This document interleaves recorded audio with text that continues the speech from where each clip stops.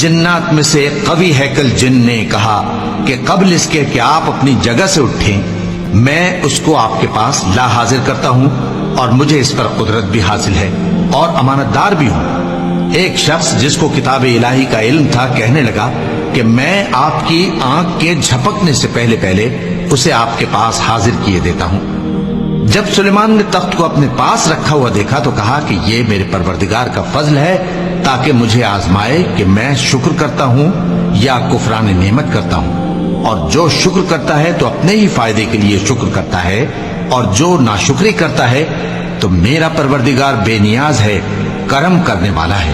سلیمان نے کہا کہ ملکہ کے امتحان عقل کے لیے اس کے تخت کی صورت بدل دو، دیکھیں کہ وہ سوج رکھتی ہے یا ان لوگوں میں سے ہے جو سوج نہیں رکھتے۔ پھر جب وہ آ پہنچی تو پوچھا گیا کہ کیا آپ کا تخت بھی اسی طرح کا ہے؟ اس نے کہا کہ یہ تو گویا ہو بہو وہی ہے۔